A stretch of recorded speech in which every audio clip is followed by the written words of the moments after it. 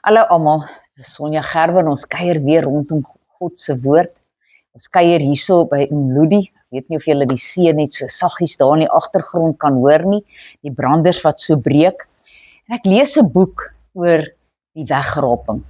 Nou fisies staan die woord wegraping nie in die woord van God nie, maar ek wil 'n paar gedeeltes met julle deel rondom die wegraping en daar is natuurlik 'n wederkoms ook.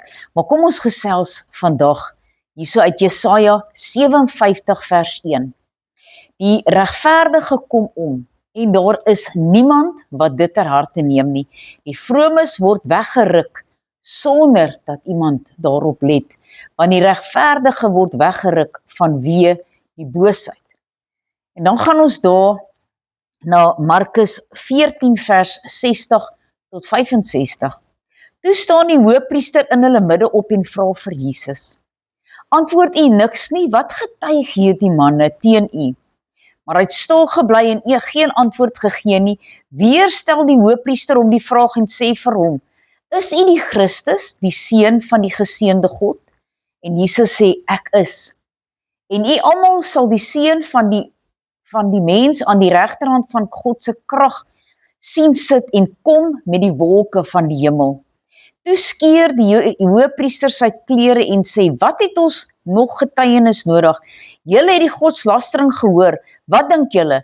En hulle het almal hom veroordeel, dat hy die dood skuldig was. En sommige het begin om hom te spieg en sy aangesig toe te maak en hom met die vuis te slaan en vir hom te sê: Profeteer.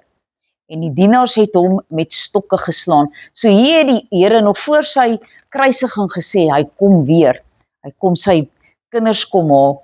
Dan 1 Korintiërs 15 vanaf vers 33 tot 58 en dan 1 Tessalonisense 4 vers 13 tot 18 wil ek sê loop hand aan hand. Maar kom ons lees dit volgens God se woord. Halleluja. Moenie dwaal nie. Slegte gesprekke bederf goeie sedes. Wees nugter op die regte manier en sondig nie. Want sommige het geen kennis van God nie en ek sê dit tot julle beskaming. Maar iemand sal sê, hoe word die dode opgewek en met hoedanige liggaam kom hulle? Dwaase mens, wat jy saai word nie noodwendig lewendig is dit nie gesterf het nie. En wat jy saai, jy sal saai nie met die liggaam wat sal word nie, maar 'n blote korrel, byvoorbeeld van koring of van iets anders. Maar God gee dit 'n liggaam soos hy wil en aan elkeen van die saadkorrels sy eie liggaam. Alle vlees is nie dieselfde vlees nie, maar die vlees van die mens is anders as die vlees van die vee en die van die visse anders as die van die voëls. En daar is hemelse liggame en aardse liggame, maar die heerlikheid van die hemelse is anders as die van die aardse. Anders is die heerlikheid van die son as die heerlikheid van die maan en anders as die heerlikheid van die sterre, want die een ster verskil in heerlikheid van die ander ster. So is ook die opstanding van die dode. Daar word gesaai in verganklikheid, dan word daar opgewek in onverganklikheid. Dan word daar gesaai in oneer, daar word opgewek in heerlikheid, daar word gesaai in swakheid.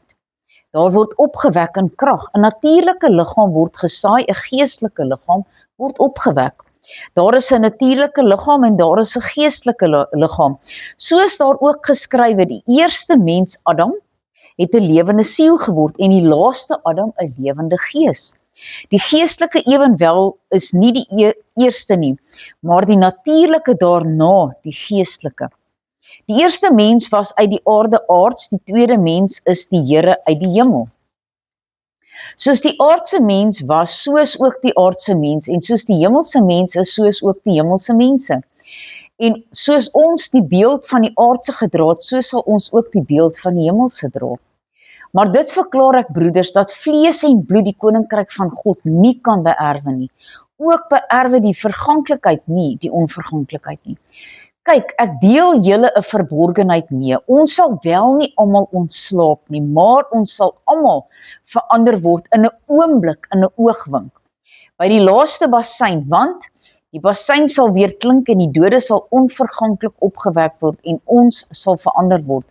Want hierdie verganklike moet met onverganklikheid bekleed word en hierdie sterflike met onsterflikheid beklee word. En wanneer hierdie verganklike met onverganklikheid beklee is en hierdie sterflike met onsterflikheid beklee is, dan sal vervul word die woord wat geskryf is, die dood is verslind in die oorwinning. Dood, waar's jou angel? Doderyk, waar's jou oorwinning?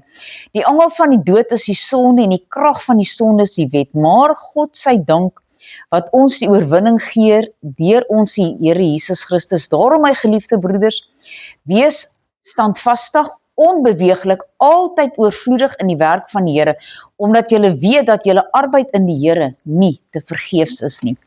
Dan 1 Tessalonisense 4 vanaf vers 13 tot 18. Maar broeders, ek wil nie hê dat julle onkundig moet wees met betrekking tot die ontslapenis nie, sodat julle nie kan treur soos die wat geen hoop het nie, want ons glo wel dat Jesus gesterwe het en opgestaan het, ons in die lewe wat oorbly tot die wederkoms van die Here, die ontslapenis hoegenaamd nie sal voorwees nie, want die Here self sal van die hemel neerdal met 'n geroep, met die stem van 'n aartsengel en met die geklank van die besuin van God, en die wat in Christus gesterf het, sal eerste opstaan. Daarna sal ons wat in die lewe oorgebly het, saam met hulle in die wolke weggevoer word, die Here tegemoet in die lug. So sal ons altyd by die Here wees. Bemoedig mekaar dus met hierdie woorde. Halleluja. Kom ons bid saam. Almagtige God en Hemelse Vader, Here, baie dankie vir u woord. Here, ons wil mekaar bemoedig, want ons weet, Here, u koms is voor die deur. Here, dit voel asof u alreeds in die wolke is, of u op pad is om die bruid te kom haal. Here, my gebed is dat ons gereed sal wees, wanneer u kom, Here, sodat ons nie sal agterbly en deur u toren hoef te gaan nie. Here, ons wil u loof en prys en eer. Halleluja, amen en amen.